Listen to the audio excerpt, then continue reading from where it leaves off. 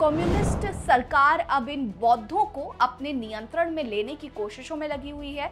तिब्बत के धार्मिक संस्थानों से लेकर दलाई लामा को नकारने तक चीन बौद्ध धर्म पर कब्जा जमाने की कोशिश कर रहा है। बौद्ध धर्म में चीन के हस्तक्षेप का सबसे स्पष्ट उदाहरण दलाई लामा के पुनर्जन्म पर अधिकार जताना है। बीजिंग अब सिर्फ तिब्बत तक सीमित नहीं रहना चाहता, वो तिब्बत में अपने बौद्ध धर्म के इस रूप को श्रीलंका, थाईलैंड और नेपाल जैसे देशों तक फैलाने की कोशिशों में लगा हुआ है। दुनिया इसे देख रही है, इस चीज को समझ भी रही है, लेकिन बौद्धों के अस्तित्व को बचाने वाला कोई नजर नहीं आ रहा।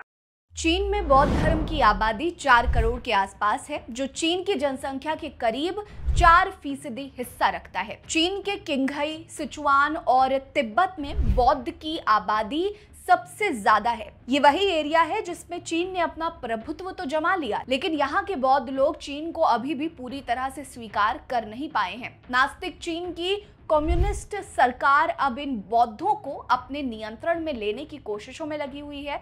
तिब्बत के धार्मिक संस्थानों से लेकर दलाई लामा को नकारने तक चीन बौद्ध धर्म पर कब्जा जमाने की कोशिश कर रहा है। दुनिया चीन की इस दुष्टता को देख रही है, लेकिन कोई भी चीन के खिलाफ खड़ा होने की हिम्मत तक नहीं कर पा रहा। नमस्कार, मेरा नाम है रीटा। आज की इस वीडियो में मैं आपको बताऊंगी कि कैसे दुष्ट चीन बौद्ध धर्म को अपने नियंत्रण में करने के लिए एड़ी चोटी का जोर लगा रहा है। वीडियो पसंद आएगी तो लाइक करिएगा, कमेंट जरूर करिएगा। चलिए शुरू करते हैं। रिपोर्ट्स की माने तो 1990 के दशक के आखिरी में चीन कम्युनिस्ट पार्टी यानी कि सीसीपी ने तिब्बती बौद्ध धर्म की निगरानी को संस्थागत रूप से लागू करना शुरू किया। मौजूदा समय में तिब्बत स्वायत्त क्षेत्र में करीब 1700 रजिस्टर्ड मठ हैं और लगभग 46,000 भिक्षु व भिक्षुणियां हैं और इनकी सारी गतिविधियों पर चीन की सरकार की नजर रहती है। यहाँ हर मठ की देखरेख के लिए एक सरकारी प्रबंधन समिति होती है और यहाँ किसी भी वरिष्ठ भिक्षु या मठ प्रमुख की नियुक्ति पार्टी की मंजूरी के बिना नहीं की जा सकती। 2008 के बाद से लहासा और आसपास के मठों में चीन की कम्युनिस्ट सरकार द्वारा देशभक्ति शिक्षा सत्र लगातार बढ़ाए जा रहे हैं। इनमें भिक्षुओं को दलाई लामा की आलोचना करने और चीन के प्रति वफादारी की शपथ लेने के लिए मजबूर किया जाता है। बौद्ध धर्म में चीन के हस्तक्षेप का सबसे स्पष्ट उदाहरण दलाई लामा के पुनर्जन्म पर अधिकार जताना है। दरअसल ये प्रक्रिया सदियों से तिब्बती धार्मिक परंपरा का हिस्सा रही है। वहीं अब बीजिंग की कम्युनिस्ट सरकार इसे सरकारी स्वीकृति से जोड़ना चाहती है।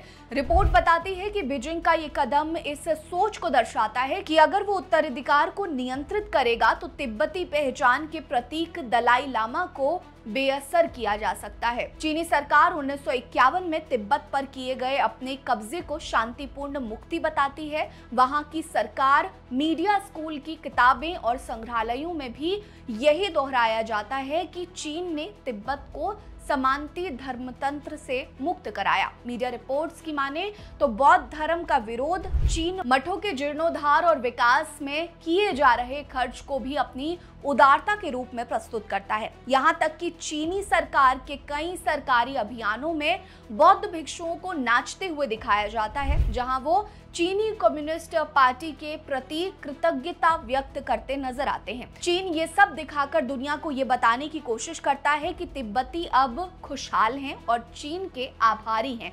ध्यान देने वाली बात यह है कि बीजिंग अब सिर्फ तिब्बत तक सीमित नहीं रहना चाहता, वो तिब्बत में अपने बौद्ध धर्म के इस रूप को श्रीलंका, थाईलैंड और नेपाल जैसे देशों तक फैलाने की कोशिशों में लगा हुआ है।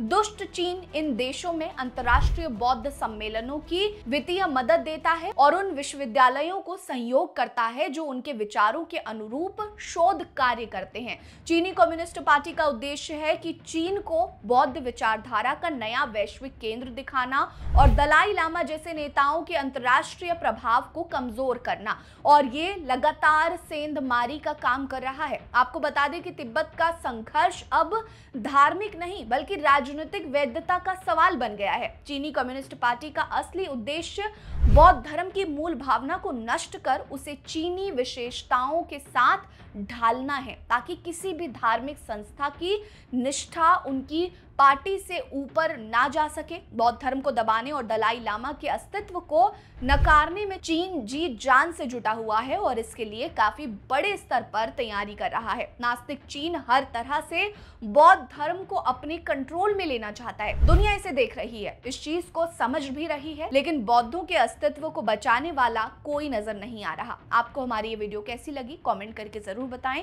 साथ ही वीडियो को लाइक कर लीजिए, चैनल जरूर सब्सक्राइब करिए, हमारे साथ बने रहिएगा। नमस्कार।